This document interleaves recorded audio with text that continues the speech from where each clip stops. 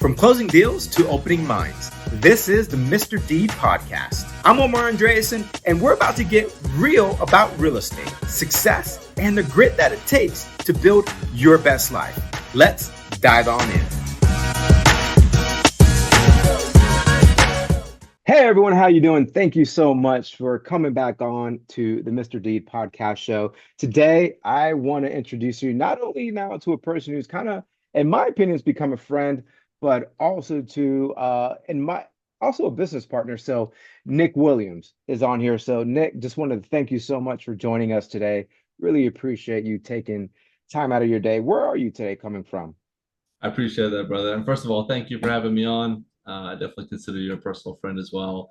I'm actually calling out of Medellin, Colombia right now. Look at So, that. It's a beautiful thing. Guys, so let me tell you a little bit about Nick. All right, so he's actually the visionary behind N5. He's known for his bold, culturally, I would say, resonant branding and design work, right? Yeah, would you say that?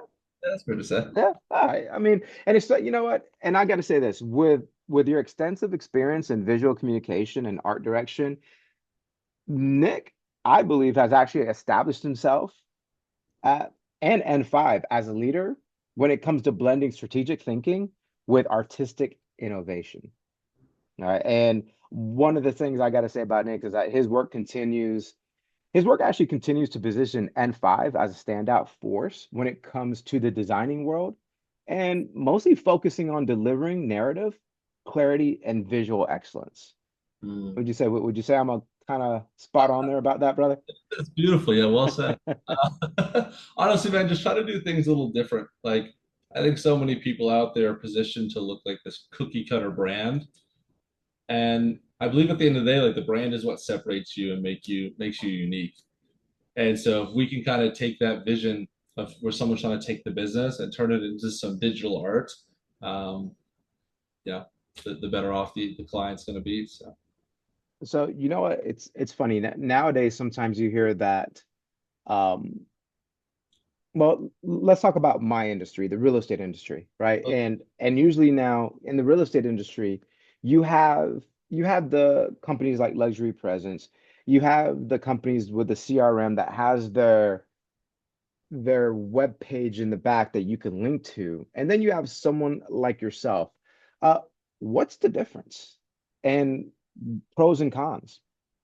between us and every other competitor out there, 100%. Yeah, and especially like the cookie cutter ones. Like, all right, like the luxury presence. I mean, what makes you stand out a little bit more than someone like luxury presence? And then from there, we'll tackle the next question of, all right, if you got KV Core or whatever kind of other CRM, and then it just like, yep, here you go. You could just change it, your website, and you have a website. right? So let's dive into that. Yeah, more than happy to dive into that. Now it's funny because it's a unique case with you because you were actually gonna go with luxury presence and then you went from us. So I'll dive into it, but I'd like to hear it from you first, actually. Why did you decide to join us as opposed to luxury presence? You know what the biggest thing was with me? I kind of wanted to create and own my own content. Hmm. I wanted her page to, let's just say, I wanted it to reflect my personality. I wanted to be a people person. So like, the biggest thing that when it comes to real estate, and you know what, not even real estate, just any kind of business is that that person has to like you. They need to have some kind of connection, and especially in today's world where connection is huge and everyone wants everything instantly, so all right, right when they meet Omar Andreasen or they meet Nick, they're going to go right into let's go all right, what's your Facebook look like, what's your Instagram look like, because they're doing that because they want to know who you are, Hmm. right? And and when it came to me, kind of looking at when I was looking at websites, and I'm like, it doesn't fit me. I'm like, so what kind of model would would fit Omar? Right. And I'm like, you know what? I want something that is not just cookie cutter. I want something custom. I want something to where if I speak to somebody such as you and your team, like, okay, you know what? We've never done that, but I like where that's going, and we think we know how to get you there. Let's give it a shot.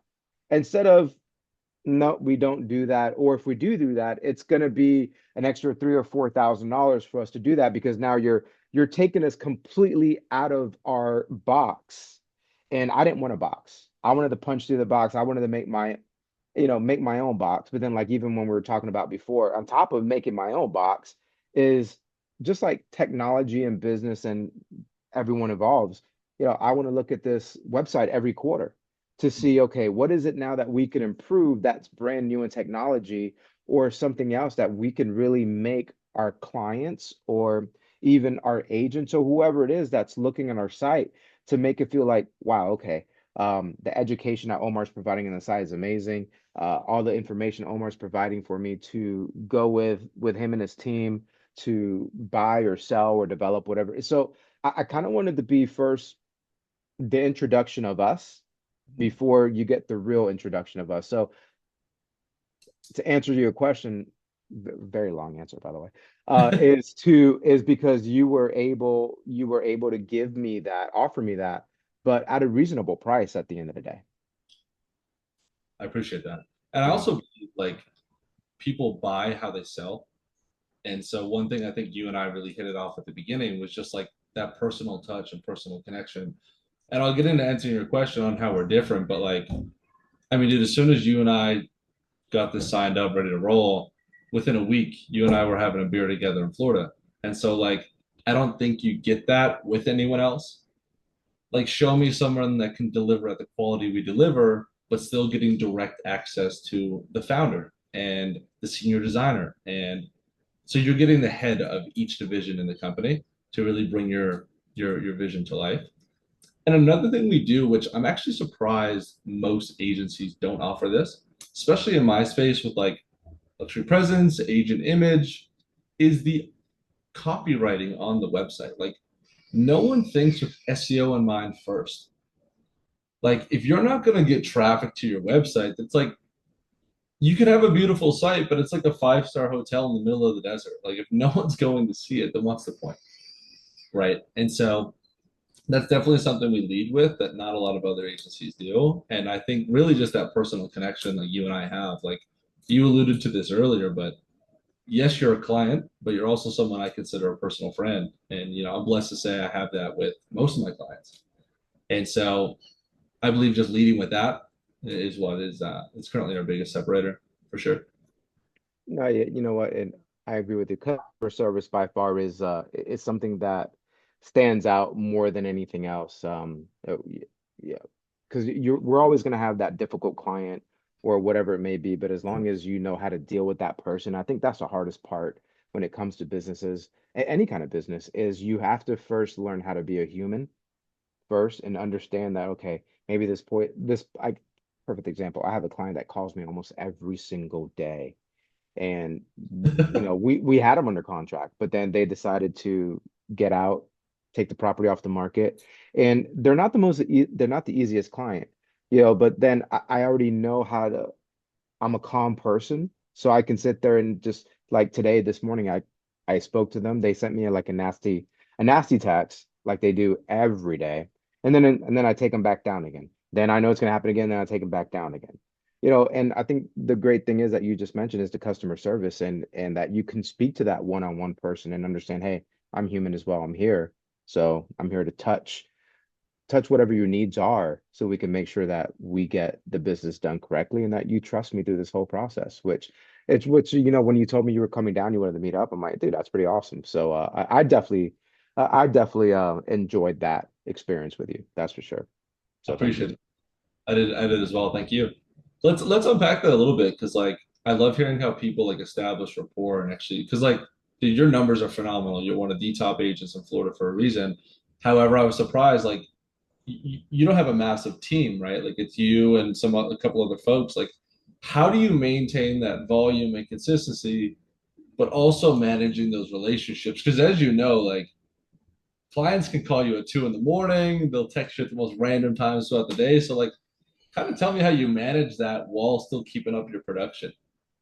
You know, I it's a good couple part. Number one, that's actually what I've been working on, managing it a lot more because I am all over the place and I'm not proud of that. Mm, So, well, and it's one of those things I think every business owner, uh, they they don't want to relinquish that power, or it's, well, if I give it to you, you're not going to do it as good as I can. right. Well, listen, that is very true, right? But you got to do the 80/20 rule. Yes, I understand that that person's not going to be better than you, but at the same time, you have to trust other people within your team and add people to your team to grow, right? And right now, that's one of the biggest things that I'm working on. I'm working hard on doing that. So, we have our VA. She's doing amazing. I trust her. But the thing is also too, I'm doing things little by little with her. Mm-hmm. So when it comes to the team aspect and kind of juggling everything, I'm getting there. But it really comes down when you're meeting with that client, you have to set that expectation from day one. Because if you don't set that expectation from day one, then that relationship is done. Right. And I'll let them know, I'm like, listen, every Tuesday I'm gonna be reaching out to you about your property, giving you updates on the property. Um, and my phone pretty much goes off at 7 o'clock unless it's an emergency because I do have a family. I want to spend time with my family. Of course. So, and then I tell them between 9 and 12, Monday through Thursday, if I don't answer, it's because I am there on the phones trying to get your house sold. Mm, So if I answer my phone between 9 and 12 to you, fire me on the spot. So I let them know up front what the expectations are. And yeah, I'm there for you. But at the same time, if you can't reach me, then reach out to Jen, reach out to Becca. There's other people on our team that can help you out. And maybe they can't answer the question, but at least there's a voice on the other line and saying, you know what, I'll make sure that Omar gets that right. when he's available. Well, I mean, something's always better than nothing, right? Yeah, 100%, 100%. But you it might you definitely have to set that expectation up front from day one. That's it. Mm. Yeah. Otherwise, like obviously, you want to set a good expectation, but if you don't want to shoot yourself in the foot either, you know. No, no, yeah, exactly, exactly. And hence why also too why I went with you when it came to building our website because I want a lot of things on our website to answer a lot of questions that somebody might have. So because I'm making it very interactive. Mm. So hence why I went with you because luxury presence couldn't necessarily offer me that. Well, they could, but then it's going to be a huge amount of money. And then at the end of the day, I still don't own the website. That was the other kicker. It's not even my website. So at least I can take this website. Something happens to you. This is my website, right? Regardless, keep everything we've ever built. Yeah. So this is my website. And so that was something that if I'm going to be spending that amount of money, then I rather have the website to then something happens and I know that, hey, it's our website. This is what we can do with it. Right. So hence why I didn't go to luxury presence. And then obviously now when we talk about the CRM aspect of it, when the CRM does offer you a website, I mean, what, what do you think about that? With the CRM like kind of built in. Yeah, yeah, yeah. Like KB Core, for example. KB Core, amazing CRM. I'm not knocking KB Core at all.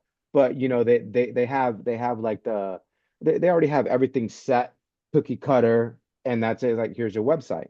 Mm. Well, you know, Well, what I what are mean, your you could do that. You could use that, and many agents do.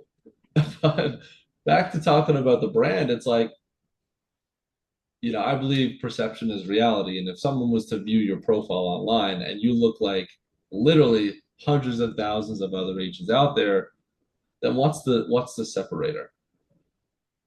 Like, sure, maybe in person you're the best and you give the best presentation, you give the best walkthrough, you're amazing to be around. But if they're gonna do their due diligence, you look like everyone else, then how are you really showing, hey, here's who I am, here's my past sales, here's how established I am, and here's some free value that I've actually set up for you that you can go ahead and download. And so that's another thing I really like try to emphasize to anyone I work with, whether it's private aviation, real estate, home builders, whoever.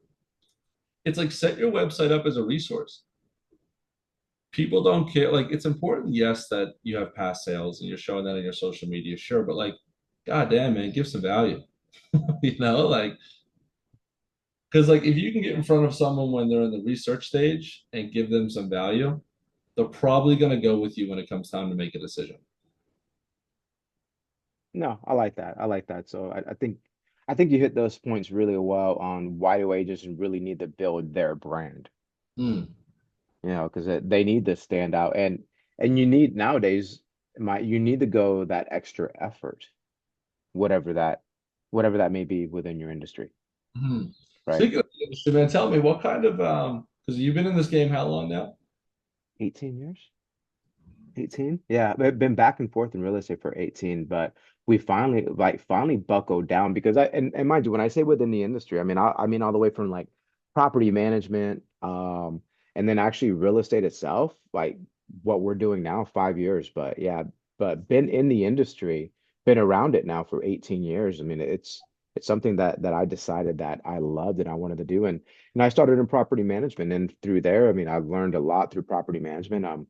Did flipping, flipped some properties as well. And then like Are you still decided to get we flip every once in a while. Not really too much into it now. We deal with a lot of developers at the moment. okay? So we like to work with a lot of developers, but flipping here and there, not really into it that much anymore.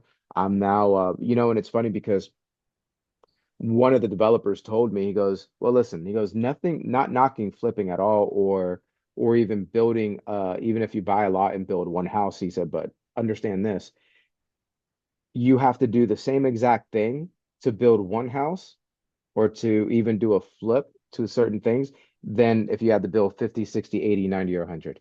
He said pretty much the process are all the same. Hmm. So he goes, so from a standpoint, and this is a multi-million dollar guy, he goes, so if I'm going to do something, I might as well multiply it 10x instead of just doing it one time and then like, okay, now what? So I thought that was interesting, and you know one of those things. Obviously, you it's not like you can turn around tomorrow and just do something like that. But you know, it I started researching it and diving more into it, and then got my license, and now yeah, it's been 5 years now since kind of been doing this, and absolutely love it by far. So it's one of my passions. So in the next 5 to 10, it's such like a formal interview question, but like in the next 5 to 10 years, where do you want to take, the brand? Is it more on the downline side? Because we speak with a lot of people, and I don't mean to like put everyone in this category, but I would say like 98% of the top agents I speak to, especially with EXP, it's like, hey, I want a significant downline so I can spend more time with the family. And then I just want to work with people that I genuinely want to help and work with at X price point. Um, but I won't speak for you. Like, tell me kind of where do you want to take the brand and what does your ideal situation look like? Well, definitely want to take the brand to where yes, I want to have a business. So meaning I want it to run itself where I just, you know, perfect example. I'm reading a book, Buy Back Your Time. And on Oh, chapter 2, he talks about Oprah Winfrey and her schedule.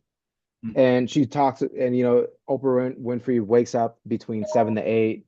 She has her coffee, meditation, yoga, walks the dogs, and then she does 2 hours of work.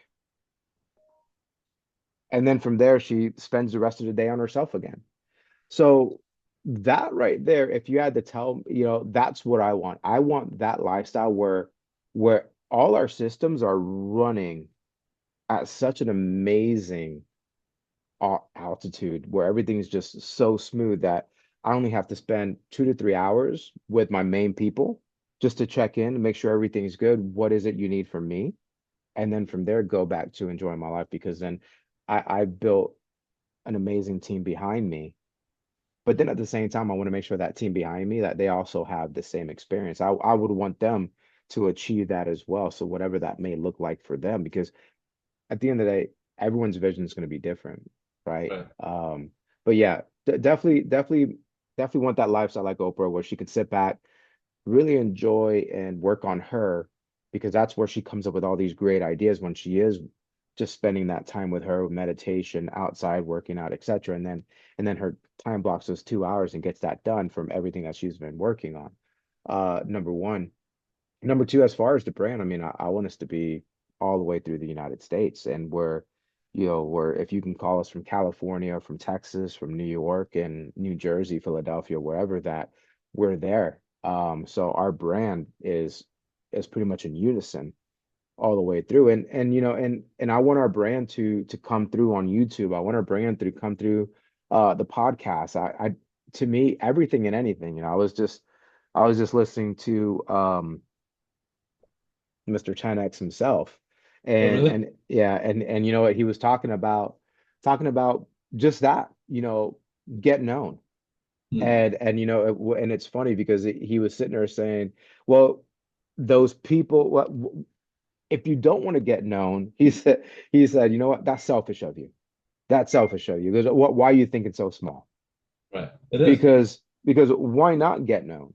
Why not, when you go into somewhere like, oh, I know who that is, or I think I know you, but so because that right there at the end of the day is going to grow the business substantially, right? I mean, and he did that in 12 years just by getting known and going on YouTube and pretty much attending anything and everything you can. Same thing. So that's my goal. Get known so then we could pass all the work and everything that I'm doing right on down to the team so they can get fed and their families get fed, etc. And then whatever it is, let's say that one of them want to do the same thing. Beautiful. You know what? This is how we did it. Just copy that and then just pass it on because that's the major thing, right? I mean, I want to make sure that I can pass on whatever I did right over to them so then Hmm. they can just repeat it all over again. I love that.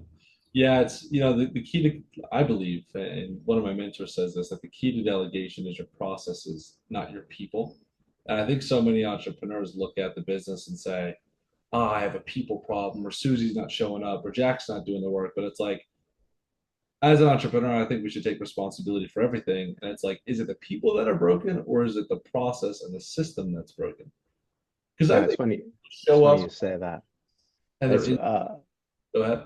I love that you said that because about 99% of the time it's actually you, the owner, that's broken. It's not Susie, it's not so and so. It's because you, number one, you either didn't set the expectation where it should be, or you weren't clear enough on the directions that Mm, when you met day one, when you set that expectation from day one, you weren't clear enough. And almost every single time the the finger is always right back at the owner. And I remember the first time I dealt with that, and I was talking to my coach about it. I'm like, you know what? So you have a very good point. It was my fault, it not always, hers. it Yeah. always, you know, it's a funny thing with entrepreneurship. It's like I remember when I was young, and I would like see a business owner. I'd be like, man, like he must be so free and having so much fun, and I thought like being a business owner was just like the ultimate dream. But it's actually quite sad, man. Like fast forward today and working with tons of business owners, and it's sad to see a lot of them who don't know how to delegate, and they almost create this prison for themselves where one day they're the operator, the next day they're the salesperson, then they're handling finances, and they just can't find a way out from underneath it.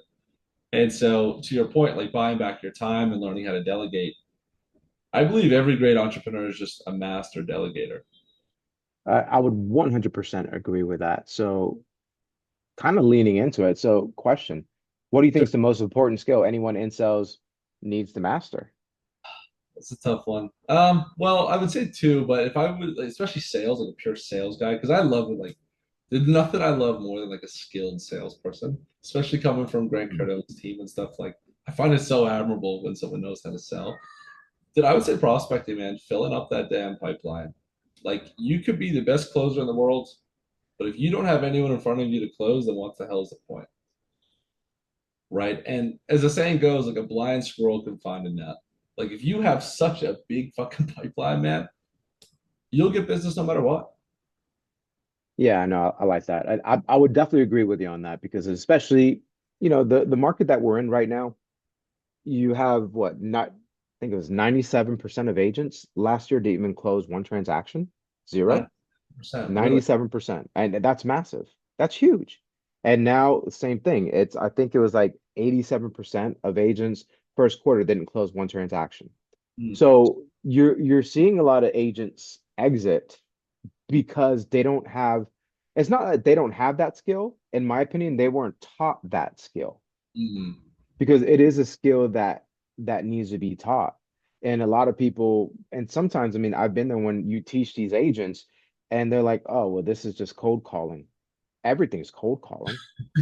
Pretty much, when a lead comes in through our website or through wherever it is, well, yeah, okay, they raise their hand, but half of the time, most of them like, oh, that was my daughter. Oh, I didn't mean to do it, blah, blah, blah, et cetera, et cetera. Okay, that's fine. Maybe, let's turn it around. Maybe it's because they're just not ready just yet to make that move.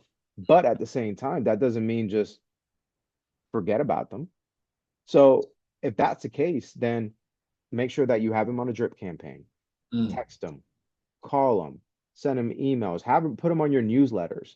If mailing is within your campaign, put them on there. So then you're touching them every single time, at least. I mean, touching them at least, let's say 3 to 5 times a month, because they might not be ready yet, but then all of a sudden they come around.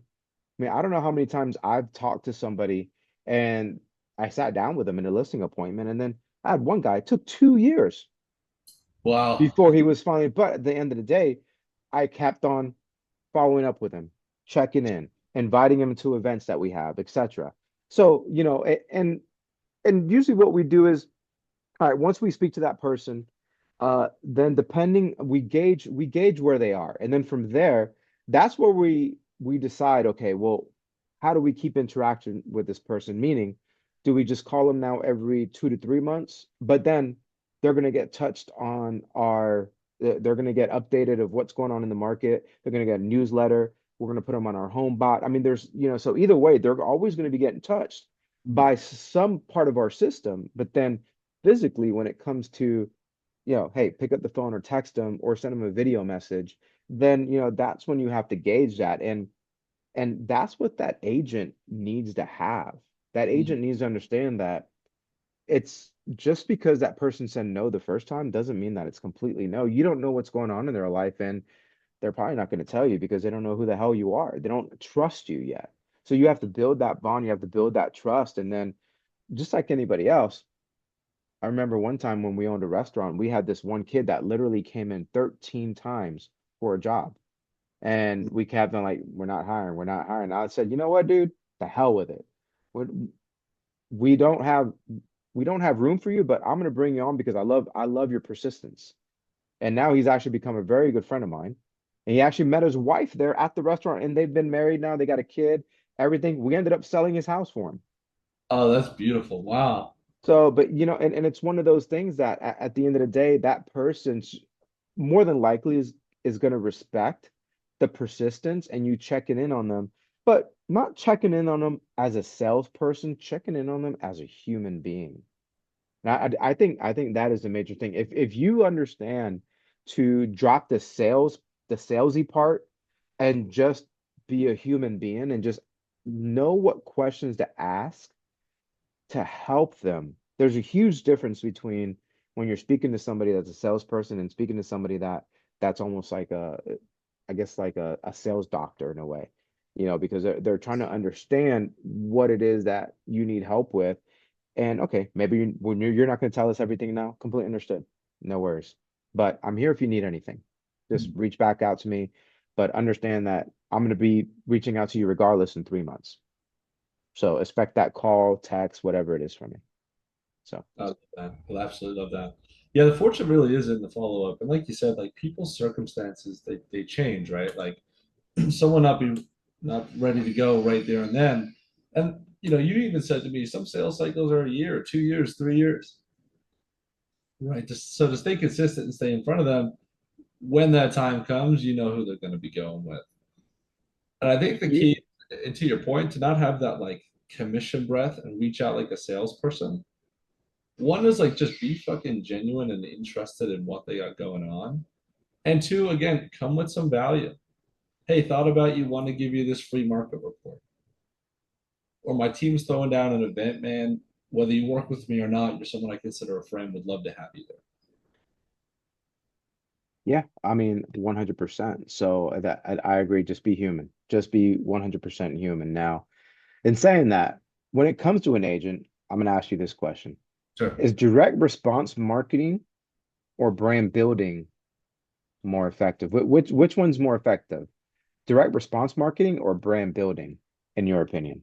It's a great question. I actually spoke on stage in Vancouver about this one. I think it really depends on the agent situation. So like let's just like define what it is. So direct response is more of like an ad campaign, email marketing. Um, the brand is more of like putting out content, organic, doing SEO, simply just like building that long-term game. But I really think it boils down to where the agent is at. Like if you're a brand new agent and you're like, hey, I'm going to build a brand, great. But I highly recommend you have some type of direct response going, whether it's an email campaign, running some type of ad.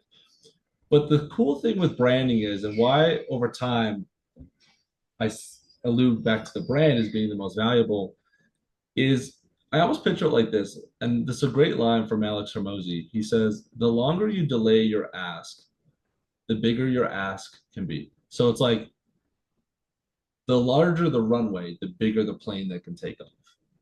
Mm, Like prime example, I have a friend, very, very close friend of mine, started our companies around the same time. And he's in the private jet space, and they've grown to 2.5 million followers on TikTok within 14 months. And I texted him and I was like, hey man, like, you're in the private jet space and your market, like you're doing organic content to consumers. Like, is it really converting to revenue? Like, are these people really buying a private jet flight? He's like, bro, 98% of our social, our 90% of our revenue, all social media driven. And so to that point, it's like the work you put in today when it comes to building your brand, it's going to pay dividends for years and years and years to come. For example, let's say you build your brand, you're the number one team in Florida, then you start to expand. Well, think about what you could launch off the back end of that brand. Like you could do merch, you could do a course, you could do anything. But because you have such a big brand and a loyal following, the doors just open up for you in so many more ways. Think about the talent that want to come and work with you. People at EXP always talk about attraction, attraction, attraction. The brand is what attracts, not some advertisement. And so if we look at where we all want to be, and I think everyone wants to be in a position where, hey, I can work with who I want, when I want, and do what I want, I think the brand gets you there. And so that's why I think brand is the go-to. yeah, no, I would definitely agree with you about that. And you actually made a very good point. It's like once your brand is out there, you can always spin it off. And then that right there would just keep on growing the brand and start just, different arms of the brand to to help people understand, well, yeah, okay, we started off in this space, but now look at us. We're doing this, we're doing this, we're doing this, and we kind of spun off. It's still within our realm, but it's just now we've mastered this space, and now because you know us so well, this is now what we also offer. Right. So then as they're going through, they offer different things. Well, even S- like, I know you're a big sports guy. You love basketball. I do as well. Like, look at like Paul George. yeah, Dude, he probably podcasts now more than he plays NBA, like plays in the game, right? 100%. Or even like who is it? Conor, Conor McGregor, the fighter. Yeah. Obviously, crushed at the UFC, built this huge brand, but then builds the proper 12 Irish whiskey and sells that for like he sells these steak for like 2.5 billion. Yeah. And you know what? It's funny because same thing. I was reading, in the car, and when I'm in the car, I'm always trying to listen to something educational. And I mean, McGregor was one of the first UFC boxers to call pretty much like $1 billion purse. I mean, he just makes so much money, and he's not the best fighter. It's just the attention that he commands when he's in there. His brand is massive. People are like, oh, he just does these things that just make people like, holy hell. And, Muhammad Ali, he was another one. Yeah. It was almost, I mean, but in that sense, he was one of the best boxers of all time. But at the same time, but he also talked shit and he also backed it up. But but like you said, it's that branding. You have to make sure that that brand you make that brand as big as you possibly can, and don't be selfish about it. Mm. And it's not easy, not by any means, but at the same time, it's not hard, especially nowadays where you can do something like podcasting. You could do something with anything with social media, YouTube. I mean, there's so many things out there, but it all comes down to the discipline because that's the hardest part. It doesn't matter, it was funny because everyone has systems, right? Yeah, but at the end of the day, I'm sorry, no, different way. Everybody has goals, Hmm. but you can't hit those goals if you have a fucked up system or if you don't follow your system, right? So it's not your goals, and people are always moving their goals like, oh, well, I said I was going to lose 10 pounds or make this many sales, etc., and you didn't hit that goal. Well, it's not your goal, it's the systems. Well Which said. systems is it that, and by systems, I mean, okay, you said you were going to wake up at this time, you said you're going to prospect from this time to this time, and then you're just going on and on and on. So it's not your goals, it's your systems. Speaking of, So improve your systems. it is all about the system. I agree. And to that point, I was actually going to ask you this because, like, I feel like you and I are kind of like in similar positions in terms of like we're hiring, we're delegating, we're really trying to look at our business like a system. And I don't know about you, but I read a ton, like probably maybe a book a week. And do you ever find sometimes like you're reading these like self-help books, like tactical books, and you're like, I know what to do. I just have to go and just do it now. Like, No, yeah, you know what? And it was funny because actually, you're a perfect example. I knew what I wanted to do, so I had the idea in here. I just didn't know how it looked, how to draw it out. right. So that's why it's like, when I sit there and I've learned really well to to do what I know what I do well, Hmm. and I and in time I know what other people do well. So then I'm like, listen, this is my idea. You just do it. Yeah, but Omar, I have questions. Okay, what's your questions? Or like, oh, I have a great idea. Okay, what is it? And half of the time, I'm like, that's great. Just do it. And then, perfect example, my wife, Becca, she's really good at marketing and putting events together. And she's like, oh, I want to do this, this, and this. I'm like, all right, do it. Oh, but I need to speak to you about it. No, you don't. Just go do it. I trust you in what it is that you need to do. You ran it by me, which you didn't really have to. Because then I now what I do is I put her in touch with the people that can help her that Hmm. know certain things better than I do when it comes to that space and that can help her out more than I can.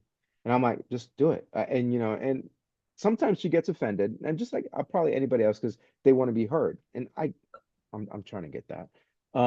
But at the same time, it's like I'm delegating this to you because you're good at it. You're better at it than I am. So just run with it because it's just like anything else. We don't know it won't work until we run it, right? But yeah, it's great what you said. It's those systems or whenever you hear something like that's a great idea, but how the hell do I action that? Um, but I would say this. Nowadays, it's even easier because, all right, you have that question. What's the first thing you do? Go to ChatGPT. Hey, ChatGPT, question. I have this idea. Um, if it was something, if you were going to do this, how would you do it? And then see what ChatGPT, and then from there, that can kind of get you going. And then you can even ask ChatGPT, who should I reach out to in this space? Hmm. That might be help. So it's like we literally, my father-in-law said one of the easiest things to do is make money. It's so easy to make money. He said that that's one thing anybody, all of us can physically, we have that talent to make money. But I think with so much technology now, we've become so lazy and many different things that we don't home in on our talents and what we're good at doing. So, but it's great. I'm glad that you brought that up because, like you said, when we were talking about ideas of the website and what I wanted to do, and when it came to capturing leads to being more personal about things and whatnot, this is when I'm like, okay, this is what I want to do, but who do I talk to about it? I'm like, well, let me reach out to Nick and his team. That's it. It's So, beautiful. Well, then I'm glad we can help you. I'm glad we can really, bring that vision together for you. Seriously, bro. Obviously, we're talking about delegating, but where do you feel your time is best spent? Like, where do you feel like I get the Good. most output based off this activity? So good. Well, funny enough, reading that book, man, I'm making a lot of plugs here to how to buy back your time. So hopefully Dan gets me some money on this. You know what? So it's funny. So reading buy back your time, that's a question that's asked. What are the things you don't like to do? Write those down. Find people that can do that for you. What are the things that you like to do? I like doing things like this. speaking to people, um, doing, recording, doing some of the TV show things that we do, just being out and about, going to networking events, and I love looking at real estate. I love going to open houses. I love looking at new construction builds. I like being more out of the office, if anything else. Actually physically knocking on a client's house or dropping something off. I'm very more hands-on, and that's where I'm better fit for my company, instead of me sitting here, chasing leads or doing paperwork or work trying to organize anything in the back office or organize through our leads. I'm not good at that. And I just no. Would you say like the skill that you have? Because I feel like you and I really relate there. Like that, I couldn't build a website for the fucking life of me. You probably could build a website better than I could, but well, probably not. But the point being, like, I believe my time is also best spent connecting, networking. Going meeting you in Florida, whatever. Do you think that is like the best skill set to have? Like out of all the skill sets that you could have, do you think that's the best one? I don't know if it's the best. I think it's important because when you can talk to people and you're liked, then I think it's important. It just really depends on what you want to do with your career. So to me, if you want to be like within sales or in front of a camera or speaking, then you know what? You have to be personable, because that right there is going to come across the Right. camera. That's going to come across when we're speaking and we're engaging with each other. And I think that's very important to have. Yes, 100%. If that's what you're doing Mm. as a job, where I have other friends that are engineers and they're not outgoing at all, because they're very direct people, because you can't mess up when you're building something as an engineer. Everything has to be precise all the way through, so it's funny. It just, as a salesperson, uh you have to be a people person, in my opinion. You have to have that persona. When you turn it on, you have to turn it on. And there's certain days that I just don't want to turn it on because of, we all go through our own personal shit. And those days, I'm like, you know what? I'm just gonna take an Omar day today and just like sit by myself. I'm just not really in the mood to have a conversation, just because I got other stuff that I'm dealing with and I'm trying to work through it in my head. And it's not, and usually what I'll do is I'll be upfront with people. I'm like, hey, listen, not having the best of days. Okay. I'm just gonna sit over there and just kind of chill for a little bit, not trying to be rude. So please forgive me, but I just want to I just need to think through some things, and once again, just be upfront with them. Set that expectation. Yeah, that's great. I think everyone should like. I think that's the most important thing is really taking time to think and just take some time to yourself. Like obviously Henry Ford before Motor Company. Yeah. This great story about Henry. I don't know if it's true or not, but I read it in books and whatnot. So he has like this massive desk, and he has like these four buttons on his desk, right?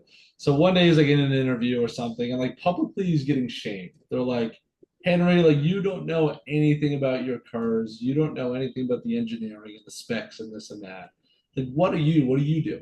So he invited them all into his office, and he said, "I'll tell you what. You can come into my office, and you can ask me any question you got." So they all come in. He's sitting at his desk, and this one guy pipes up, and he's like, "Tell me about the motor or something like that." And he just clicks a button on his desk. Lead engineer walks into the office. He's like, "Ask him anything." And so Yeah. at the end, they said like, "Well, Henry, what do you do?"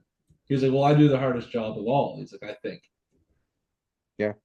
and You I know, think, and I heard that story, and I heard that same story as well. I read it in a book, and funny enough, and that's it. But he thinks, okay, we just talked about Oprah Winfrey. Well, she thinks for the company. hmm, She is the main piece. And then I was reading one of the books I was reading. I can't remember which one, but I think it was either Warren Buffett or the founder of Apple. They would put on their calendar at least one day a month to do nothing. No cell phone, no nothing in hand. It was just literally a day to think. hmm. That's it. Jeff With Bezos. no interference of technology at all. Yeah, just sometimes it's like you just gotta let the brain be a brain, you know. Like Jeff Bezos says he wakes up every morning, grabs a coffee, reads a newspaper, and like ponders and putters for hours. Yeah. I'm like, I cannot fathom doing that, but I'm also not in a position of Bezos. It kind of makes sense why he ponders and putters. Don't worry, my friend, you will soon. You will soon. So, in saying that, I definitely loved having you on here. And, I'm excited to see my website. I'm excited to see, I mean, so far what we have is amazing. I'm happy with it. And I know we have other aspects that we're working on it right now.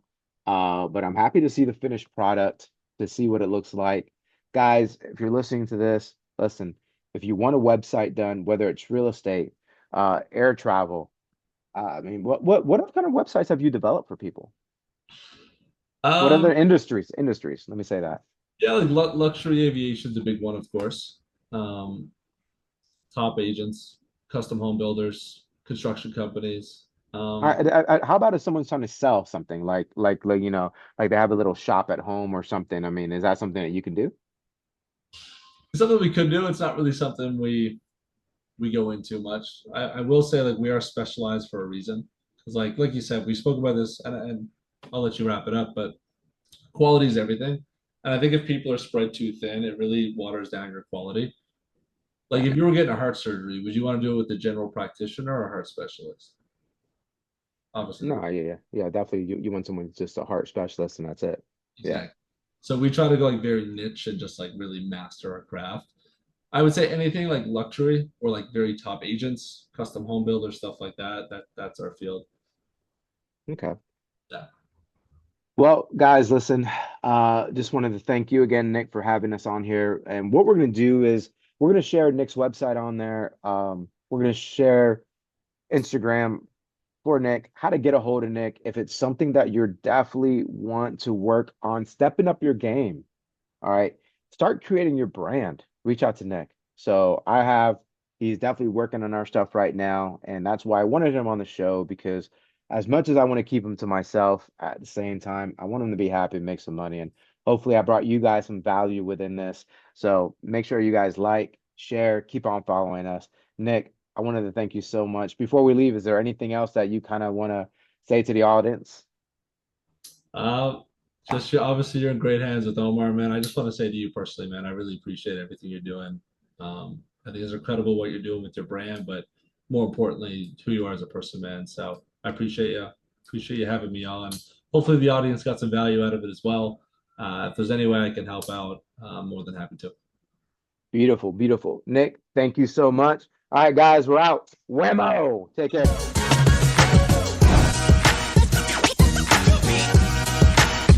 This is Omar Andreasen signing off and reminding you that success in real estate and in life is built one deed at a time. Until next time, keep it real, stay sharp, and don't forget to give life a big whammo and keep moving forward.